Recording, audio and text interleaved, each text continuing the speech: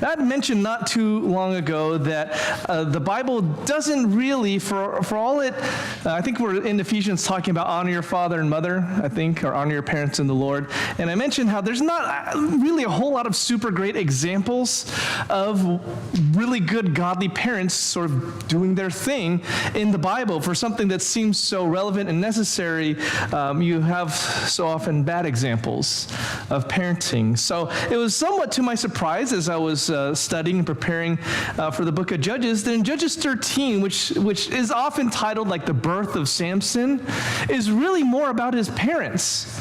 And, as I was studying the passage, I just more and more felt like a kinship with Samson's mom and dad here, because I think this is actually a pretty good example of a godly husband and wife and soon-to-be father and mother. In fact, I can almost imagine this scene unfolding, and this would be really a fun episode of a TV show, I suppose, focusing on Samson. And Samson, of course, being one of the most prominent of the judges in a very dramatic life, he often gets a lot of pages and sermons about him, but to be honest, his parents don't seem to get as much interest. And so I hope to do justice to Samson's parents today, because I do think that they are a pretty neat example of a husband and wife that are trying to honor the Lord. I even think you even get that kind of stereotype where the husband does not get it, but the wife got it from like the get-go. Just classic kind of dynamics here. Makes it so engaging and just like a real, and I do believe this is a real history, it just makes it feel like just a real couple that is depicted here. So what we'll do is I'll read it for you, and then we'll get into an exposition of the text. So, Judges 13. And the people of Israel again did what was evil in the sight of Yahweh. So Yahweh gave them into the hand of the Philistines for 40 years. There was a certain man of Zorah, of the tribe of the Danites, whose name was Manoah, and his wife was barren and had no children. And the angel of Yahweh appeared to the woman and said to her, Behold, you are barren and have not borne children, but you shall conceive and bear a son. Therefore be careful and drink no wine or strong drink, and eat nothing unclean. For behold, you shall conceive and bear a son. No razor shall come upon his head, for the child shall be a Nazarite to God from the womb, and he shall begin to save Israel from the hand of the Philistines. Then the woman came and told her husband, A man of God came to me, and his appearance was like the appearance of the angel of God, very awesome. I did not ask him where he was from, and he did not tell me his name, but he said to me, Behold, you shall conceive and bear a son.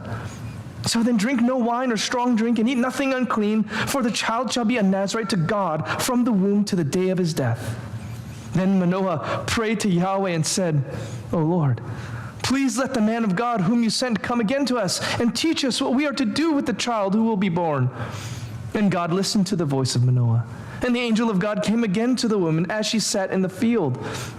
But Manoah, her husband, was not with her. So the woman ran quickly and told her husband, Behold, the man who came to me the other day has appeared to me. And Manoah arose and went after his wife and came to the man and said to him, Are you the man who spoke to this woman? And he said, I am. And Manoah said, Now, when your words come true, what is to be the child's manner of life, and what is his mission? And the angel of Yahweh said to Manoah, Of all that I said to the woman, let her be careful. She may not eat of anything that comes from the vine, neither let her drink wine or strong drink, or eat any unclean thing. All that I commanded her, let her observe. Manoah said to the angel of Yahweh, Please, let us detain you and prepare a young goat for you. And the angel of Yahweh said to Manoah, If you detain me, I will not eat of your food. But if you prepare a burnt offering, then offer it to Yahweh. For Manoah did not know that he was the angel of Yahweh. And Manoah said to the angel of Yahweh, What is your name, so that when your words come true, we may honor you? And the angel of Yahweh said to him, Why do you ask my name, seeing it is wonderful? So Manoah took the young goat with the grain offering and offered it on the rock to Yahweh, to the one who works wonders. And Manoah and his wife were watching.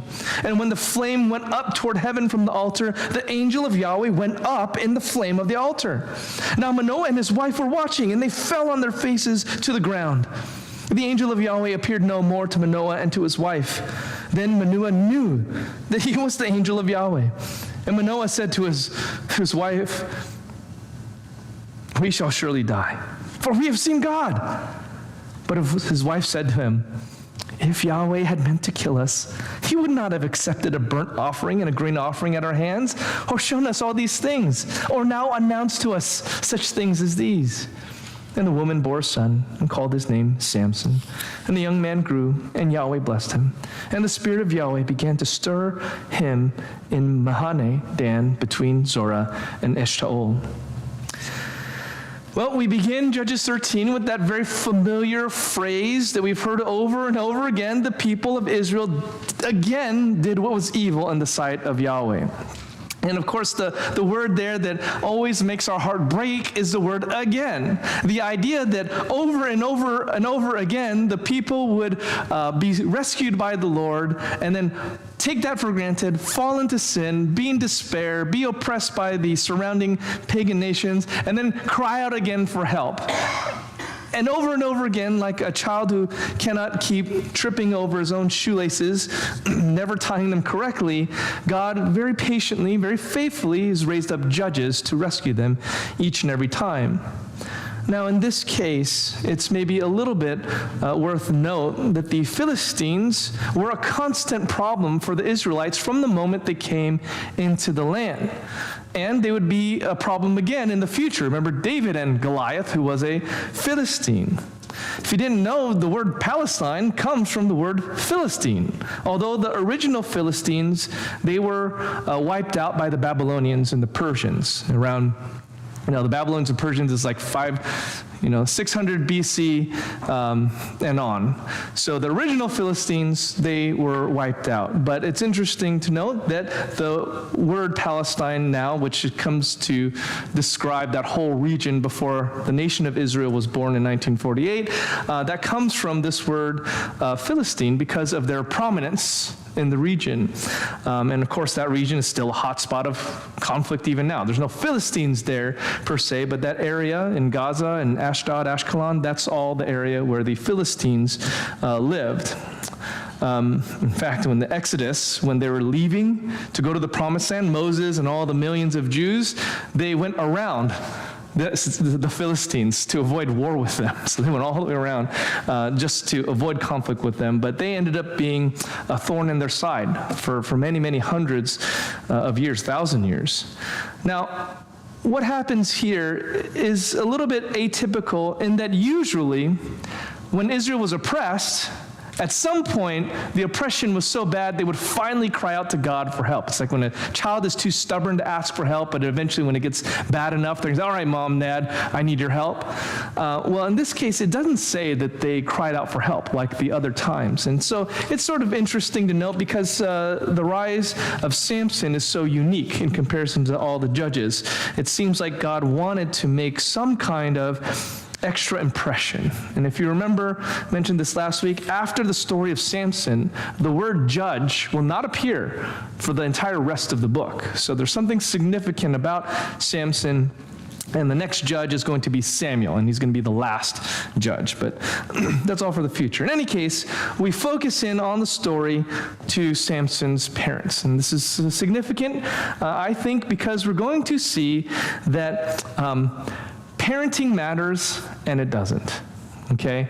Parenting matters and it doesn't. That might sound confusing to us at the outset, but hopefully by the end of it, it will make a little bit of sense. Because after all, I think the idea of a desperate parent is redundant. What parent is not desperate? Every parent is looking for a silver bullet. What can I do that will guarantee my kids will be successful or godly or whatever it is? And you can sell books and seminars to very desperate parents. You can get them to subscribe to things. You can get them to pay money. You can do all sorts of things to manipulate parents who are desperately wanting the best outcome for their kids. But the bottom line is your parenting matters, and it also doesn't. And we have to embrace both sides of that. And hopefully by the end of it, we'll get there. Well, Samson's father is named Manoah, and you can see kind of the word Noah in there, and so it's somewhat related. Noah means rest. He's the father of Samson, and they're from the tribe of Dan. Dan means judge, so it's sort of ironic that out of Dan comes this judge. They are from Zorah, which means hornet, or place of wasps, and it's near the Philistine border. The border between Dan, the Philistines, is Zorah, and you can see that Samson is going to kind of be like this annoying hornet that comes in, messes with the Philistines, and leaves. Just like when you're trying to have a picnic at the park and just like one wasp keeps coming in to annoy you and buzz around your head. It's sort of that maybe ironic sense of it. Now, the tribe of Dan should have had that whole area. That whole coastal area should have been theirs, but they failed to conquer it in the time of Joshua, and so they remained to be kind of an annoyance to each other. The Philistines were sometimes the hornet's nest to the Israelites, and sometimes, as in this case, the Israelites were kind of a hornet's nest to the Philistines. Even more interesting is Samson's mother, who here is not named. If you noticed, no mention is made of her name, just Manoah's wife. It's stated like that. Now, the Bible has no problem naming godly women or naming women in general. One of the most iconic women in the Bible is Ruth and Naomi, and of course the book of Ruth named after Ruth, and that takes place during the time of Judges. We also, of course, had a judge named Deborah. The Bible doesn't have a problem using or not using someone's name, and so we have to understand that not using Samson's mother's name it has like a literary purpose. Okay, there's an intention to this, and there's definitely a focus on Samson's father here, but the mother is as obedient and spiritual, let's say, as Manoah, if not more so, even if she is unnamed. And when you get to chapter 14, Lord willing, next time, you will always see the phrase, as it refers to Samson's parents, Samson's father and mother, father and mother, father and mother, always that couple. So they're very close together, you could say on equal footing and significance. So I'll make a point of that again in a little bit. But why is she not named then? Well, there's no clear answer. Again, I think there's a literary purpose, but I think there's supposed to be a little bit of irony because Samson is going to have a lot of women problems. If you don't know his story, he has a lot of women problems. He's going to find for himself a wife of the Philistines, and she will be unnamed. He's also going to find a prostitute, and she will be unnamed. And the only named woman in Samson's story is the iconic name. I think last week I said Jezebel. It's not Jezebel, it's Delilah. Okay, Delilah. And that is the first named woman in Samson's story, and she bests Samson, right? She's going to trick him, she's going to seduce him, she's going to be his greatest shame. And so maybe it's the case in a literary sense that the only woman that's named in Samson's life is the woman that humbles Samson, that God uses to humiliate and shame him, and that's to just humble him even further. It's the only woman that's named in his story is the one that basically reduces him to nothing. So that might be a way of God emphasizing that in the text. Not exactly sure. That's sort of my theory. The story, in any case, it begins with Samson's mother, who is visited by the angel of Yahweh. Now, we've talked about this already many times in Joshua and Judges. I won't rehash that, but we believe that this person who has the appearance of a man and yet is worshipped as God is actually what we call a Christophany or theophany. It's an appearing of Jesus Christ in the Old Testament, but before he has true humanity, true human flesh. So he appears as a man, But he is not someone who can say, eat. And so he refuses the food, but accepts the worship. So we believe that this is actually one of the many appearings in the book of Judges and Joshua and other times in the Old Testament where someone who seems like a man receives worship only God can receive. If you recall, other times when it's an angel, just a regular angel from God, if anyone starts to worship them, the angel says, no. I'm just a servant like you. Don't worship me. Except the angel of Yahweh and say, yes, the ground you're walking on, holy ground, take off your sandals. Or, yes, you can offer this burnt offering to Yahweh, and I will accept it. So, this is a Christophany. Most likely it's Jesus in the flesh, and that might be a little bit more ironic in a second as well. So this angel appears to the woman and has knowledge of her that is that only God would know per se, that she is barren, has no children, unable to conceive, but that she will bear a son. Now, there is a recurring theme in the Old Testament that a woman who could not conceive would feel that as a stigma or even as a judgment from God. Now, the Bible doesn't say anywhere, or not very often at all, that a woman who cannot bear kids is accursed or anything like that. It was culturally seen that way because, hey, a woman's glory is to have many children and to multiply, right? But it's not a judgment from God if someone cannot have kids for any reason. But culturally, it was a stigma. It would make you on the outs, and a woman might feel, and I've heard this even now, even women who very close to the Lord would feel very much like there was something wrong with her if she couldn't have kids. And so that's hard and difficult, and so I'm not a woman. I've never been in that situation, of course, myself, but I can understand that it's a very difficult thing for Samson's mother to have dealt with. But this angel is bearing good tidings, that her barrenness is for a purpose. And it is so that she might bear a very special child, a special child who will be the judge and savior of the Israelites as they are being oppressed. Now, God, of course, is not hindered by biological inadequacies or disease or anything like that. And so it's one of the great signs of God's mercy and grace that he can open up a barren woman's womb. And so we see that in the life of Sarah or Sarai, Rachel, Hannah, who's the mother of the last judge, Samuel, Elizabeth, the mother of John the Baptist, and here Samson's mother. And you have passages like Psalm 113:9. Where the promise of God is he gives the barren woman a home, making her the joyous mother of children. Praise Yahweh. So it's God's prerogative and his glory when he opens up a womb. And there you might, I think there's a suggestion there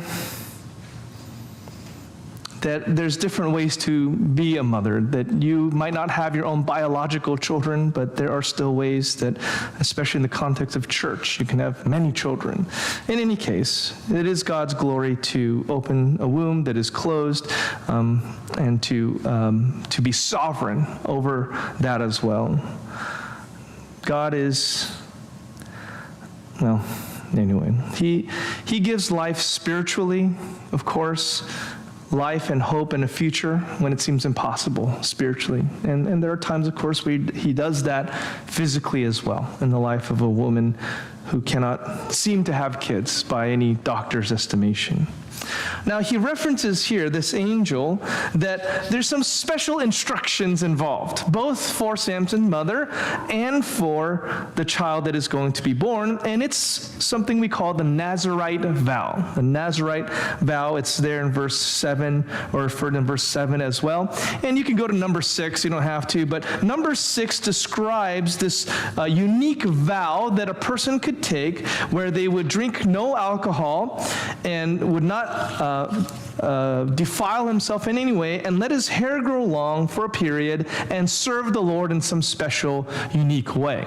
And after the period of that vow of separating himself to serve the Lord, he would cut his hair off his head. And that would symbolize, the growing hair would symbolize his vow, and the cut hair would symbolize that the vow is over. Avoiding strong drink and wine was a way to say that he was only going to be controlled by God, not by alcohol or any other influence or drug. So for that time, the person was going to be controlled by God, God alone, set aside for God, to do things for the Lord, and the hair growing long would be an evidence of this vow. Now, what's unique is that here, Samson's mother is kind of doing a Nazirite vow, almost like jump-starting his son's Nazirite vow, and the fact that while number 6 is talking about something I do voluntarily, this was something that Samson's mother was going to do for her child from the get-go, and to train him to do and to walk in. He was going to be a Nazirite from birth until he died, presumably. So this is very different. It's very different in that sense, but it is a Nazirite vow. Now, of course, it's wise words for any woman not to drink while she's pregnant. So there's some, practical wisdom there in doing that. But of course, there's much more than going on here than just trying to prevent like fetal alcohol syndrome. This is her needing to keep pure because the child she's going to bear is going to be set aside for the purpose of God. And so it's a foundation. Samson's mother's setting a foundation. Just as a quick aside, the Bible condemns drunkenness, but not drinking. So it's fine for them to have drink wine on other occasions, but drunkenness is prohibited by the Lord. New Testament, Old Testament, Nazirite vow, not Nazirite vow. You're not supposed to get drunk. Just say that real fast. Now the hair is the most obvious part of the Nazirite vow, and of course it's going to figure into the story. If you have not read the story of Samson, I guess I won't spoil it for you, but the hair is a really big important part of the story of Samson.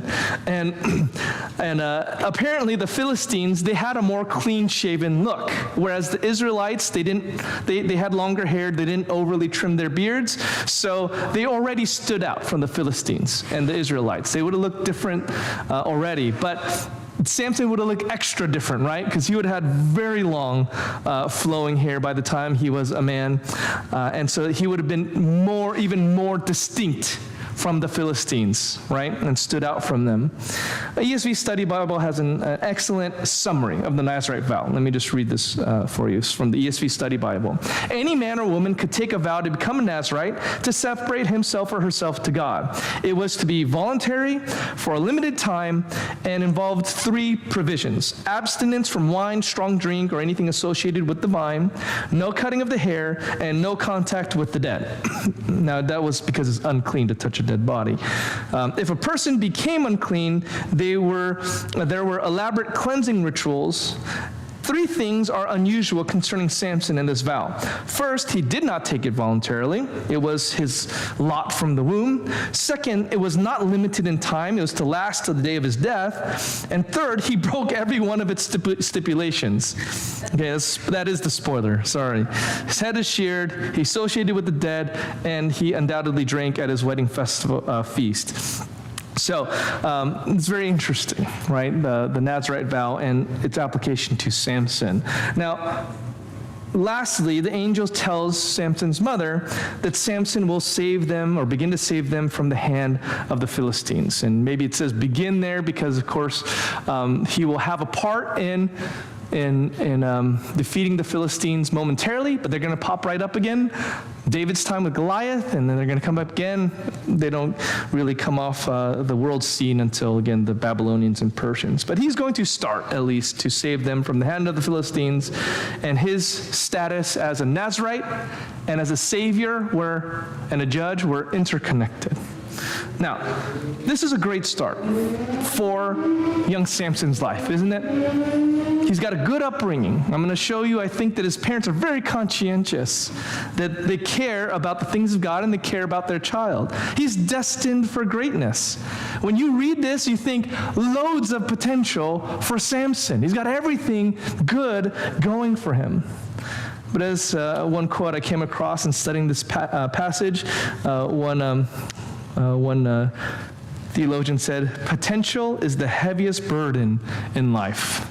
And so, as you and I know, boy, as parents, either as a parent yourself or as the child of parents, you probably were hit with, you have so much potential and you're wasting it. I mean, I literally said that yesterday to my oldest, now that I think about it. And it wasn't in reference to this at all, but you just said, parents hate to see a kid wasting their potential, that kind of thing. And you have everything going for you. Why are you doing what you're doing? So there's a frustration that might arise from this. But at least at the beginning, I like Samson's mother. She strikes me as very simple and straightforward, to the point, and it's not insignificant that she gets this right. When she hears all of this, she gets what's going on. It's her husband that's like, like this is just another man, and, he doesn't get it until he literally sees the man go up into the sky, whereas I think his wife got it very quickly. He even tells her husband, that he had the appearance of man, but he was very awesome, or evoking almost fear. So he can't look like a man, but his appearance is like the appearance of an angel of God.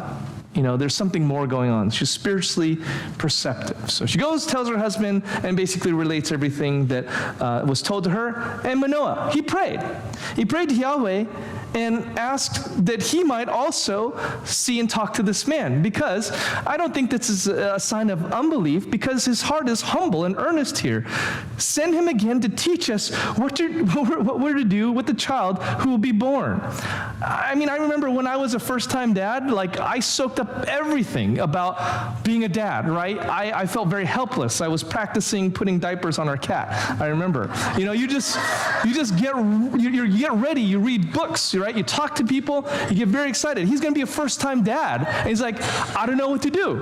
What am I supposed to do? And now you're telling me there's special instructions. It's hard enough just to have a kid, right? So we need this angel back, and we need to talk to him about being parents, being mom and dad, right? I get it. This is not like, some lack of humility thing, or, he doesn't believe his wife thing. It's just, I think it's just a dad thing. First time dad thing. You're telling me we're going to have a kid. Okay, well, if we're going to have a kid, and it sounds like a really special thing, we need to know what to do here. So he is eager to know his child's fate as well. Right? He says what to do with the child, and then he asks, when he meets him, what is to be the child's manner of life, and what is his mission? He's a classic dad. This is a classic kind of prayer to God. God, tell me how to raise these kids, and please just tell me what is going to be their mission and goal and purpose. Just tell me their future, right? What parent doesn't want to know what the future of their child will be? And if you have God there, or someone representing God in front of you, wouldn't you ask what their fate will be? Now, when this angel appears again to Manoah's wife, and she runs and dutifully gets her husband, it's interesting that the angel keeps going to the wife and not to Manoah. It's kind of honoring and blessing Manoah's wife. She comes, gets him, and he asks him, just as any desperate father or mother would, tell me what to do. Tell me what his life is going to be like and about. How can I help or prepare him? Now, the angel of Yahweh only reiterates what he's already said. Doesn't add any new information. Just, of all that I said to the woman, let her be careful, and just repeated himself. No additional instructions. He does not answer his questions about what's going to happen to Samson.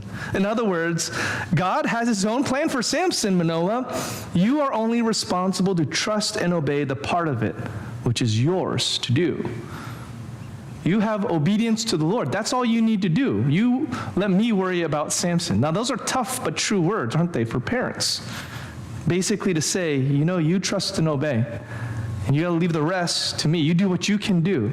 Your parenting matters, and it doesn't. Because you can do everything that you need to do, but still it's going to be between me and Samson, God and Samson. In that sense, it doesn't matter, so to speak. Now, I hope when you hear that, you understand what I mean. It's not to suggest at all that your parenting is not what God will use to influence your children, only that our attitude has to be, I cannot control an outcome. I cannot beg, plead, bargain, or blackmail God into getting an outcome that I want, whether that's about your kids or about anything else, your career, your future, future wife, future husband, anything. Right? You cannot, bargain with the Lord about these things if He's not disclosing it to you. All you have at any given moment is all you need, which is obey what you know. That's all the angel of Yahweh says to this parent, desperate parents. Obey what you know. That's the message for all of us. And you leave the rest to me. Your parenting, it matters as far as faithfulness to the Lord, but it doesn't necessarily matter as far as the outcome God is going to intend for the child. Now, Manoah, for his part, seems willing to go along with this. And actually, he wants to throw a feast. When you say prepare a young goat for you, I mean, if you're going to, that's an honor that you would bestow onto like a honored guest, is you're going to kill a whole animal and sacrifice it and have a whole feast on their behalf. So this is a very generous offer. So this shows that Manoah was at least perceptive enough to accept what the man had said and to honor that this man is representing some truth or a prophecy from the Lord. So he goes, gets a young goat, and he speaks with him, not knowing who he is. Stay with us. We want to honor you with a fresh young goat. It's like, you're going to get the nicest meal out of your fridge that you were saving for a special occasion. You're going to use it here. And he asks him if he would stay and eat it. But the angel of Yahweh says, no, I won't eat it. But prepare it, if you prepare it for a burnt offering, offer it to Yahweh. Very interesting. You might wonder if I kind of skipped over verse 11 where he said, are you the man who spoke to this woman? And he said, I am. That's not like, a Yahweh statement. Yahweh kind of meaning I am. That's not him proclaiming to be Yahweh God. I mean, you can say, if someone said, hey, are you the guy that, that parked, behind me, I need you to move. And you said, I am. I mean, are you claiming to be God? No, it's not that. There are times when I am just means like, yeah, that's me. Okay, so I don't think other commentators might disagree. I don't think that he's trying to make something like a declaration of that he is Yahweh God, because it's not going to become clear to him anyway until later. So anyway, I didn't mean to just gloss over that, but it's not, I don't think it's like really super spiritually significant. Anyway, so here, this angel of Yahweh refuses to eat. Why? Because he is not of flesh to eat. Again, this is hard. I know it's a little bit mysterious about the angel of Yahweh and Christophanies and all that kind of thing, but he is not God in human flesh, as he will be when he comes to Mary and is conceived in her womb and is born and will have hunger and thirst and a body and things like that. So no, this is just him not in a physical appearance. But he cannot receive food. But he can receive worship. Now, Manoah, I think he starts to sniff out that something's going on here, and that's why he asks, what is your name, so that when your words come true, we may honor you. Because in the Old Testament and the New Testament to a certain degree, a name carried with it your character and your deeds. Right? It said something about who you are. It wasn't just an arbitrary thing, or my uncle was named this. It carried the weight of almost your entire being, your past, present, and future almost. So ask a name, very significant thing here, I think. And the angel of Yahweh also declines this request. And part of me says, because it would have spoiled the whole story of the Old Testament if he said, my name is, Yeshua. I am the pre-incarnate Messiah who is God. I'm going to come to redeem mankind through the shedding of my blood, but this is a pre-incarnate manifestation, and so I can't eat anything yet, but yes, I am God in the flesh, so yeah, that's my deal. I mean, just like give a resume or something like that. So of course not. He declines, but what he does said, why do you ask my name, seeing it is wonderful? It's a kind of a hint or a riddle. And again, because a name reflects a person's character and their deeds, he's saying something like, I'm someone more awesome than you can imagine. You can't imagine, just it's too wonderful. And so Manoah, I mean, again, just like a dad or to-be dad, you're like, okay, we're gonna name, do this offering, I guess. And it says there that they made it, offered on the rock to Yahweh, to the one who works wonders. And so that's the verb form, actually, works wonders of wonderful. So it's like, okay, I guess we're just gonna offer this to Yahweh, the one who is wonderful, works wonders. I don't know. I just feel like there's some classic dad moments here. I'm not really elaborating on it as well as I thought I would, but it's just like, okay, you're not going to tell me your name? All right, I'm not going to keep driving, beating a dead horse. So yeah, we'll just offer this up to the God who works wonders, I guess. Now, the flame goes up, and when it does go up, mysteriously, and again, because he's not physical form, just I don't know how this would have looked, but the flames are going up as they give this burnt offering, presumably the same goat, to the Lord, and the angel just goes up with the flame as well. It's just shocking, right? This is something they've probably, I'm sure, never seen before, and as soon as they see it, they fall on their faces to the Lord. They worship. They both seem to understand that God had just divinely visited them. And I love what happens next. This to me is almost everything. Then Manoah knew that he was the angel of Yahweh, and his wife already knew. So this is a classic case of you're finally on the page that I'm on, but it took you forever, right? And that happens with me a lot in my household. It's Manoah says, "We shall surely die. We have seen God," right? And then I don't know, just Samson's mother,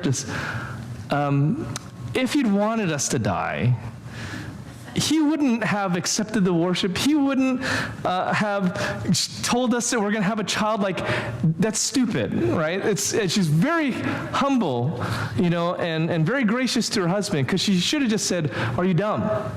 Like, why would he do that? Why would we have gone through all of this, and you're going to have a child, and then he's going to kill us?" Like, he said we're going to have a baby, right? That's stupid. No, very kind, very gracious. Well, husband, if he had intended to kill us, he wouldn't have taken the offering and the grain offering, or shown us all these things, or announced to us we're going to have a baby and commanded us to do all these things, right? That doesn't make sense, does it? So Manoah, I can understand him, because he just, I'll be sometimes shocked or amazed by something, right? And my face will be like this. And then Catherine, who had understood what was happening like the whole time, would be like, "You just now got that? Like, I got it, days ago or something." So it just, I don't know, it's a classic moment. You can almost picture it, right? You could almost film this as like, I don't know if it's a sitcom would be the right context, but like as a drama, and you could just see Manoah just shocked out of his mind, and his wife just like, "Yes, dear. Yes, dear. Don't worry, dear. It's okay, dear. You're not going to die. It'll be okay."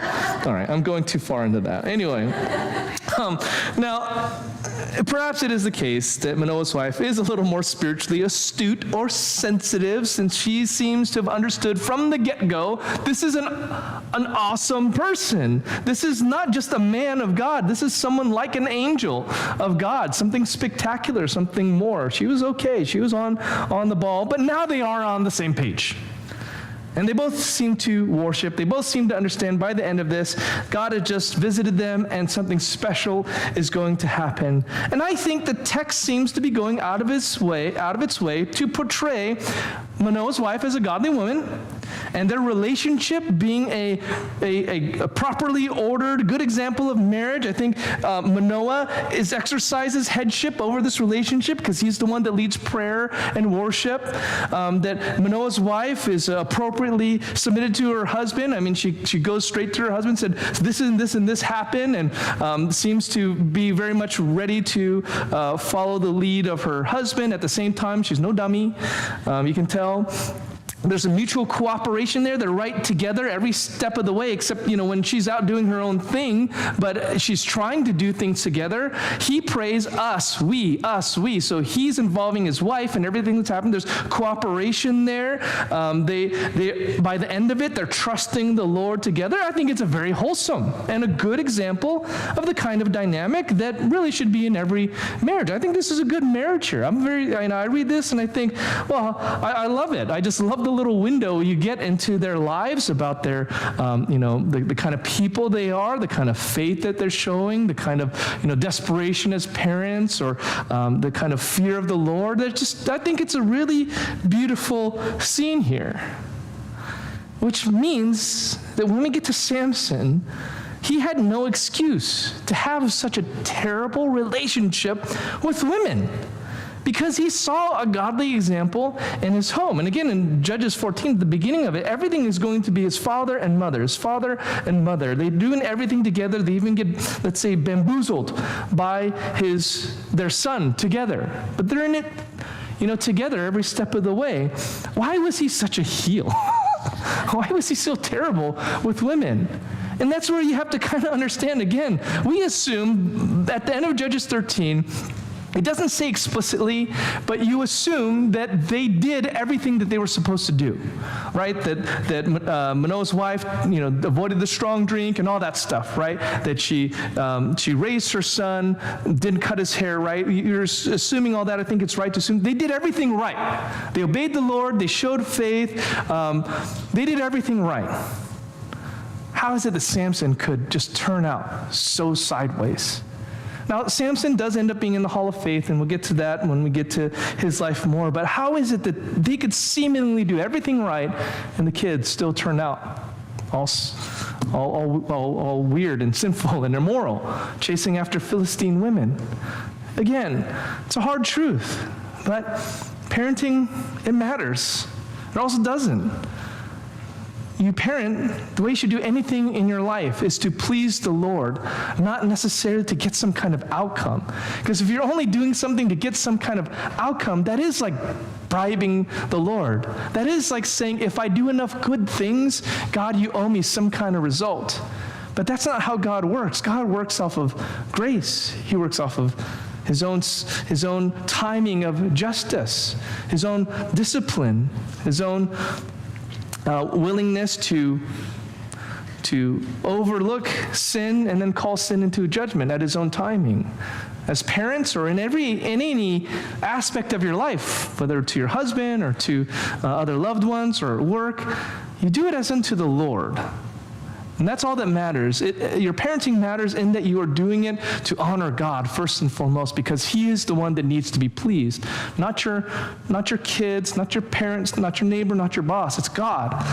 Now, it just so happens you please the Lord, you're going to end up more often than not pleasing other people. But you please the Lord first, because when you do that, it very well could be the case you do everything right, and the results are not what you'd have them to be. Does that mean you were wrong? Does that mean you screwed up? Does that mean Samson's parents should be judged and condemned? No, as far as I can tell, they did everything right, but did not guarantee an outcome. It didn't matter, so to speak, as far as Samson being guaranteed some kind of, noble life just because of his parents. Not necessarily.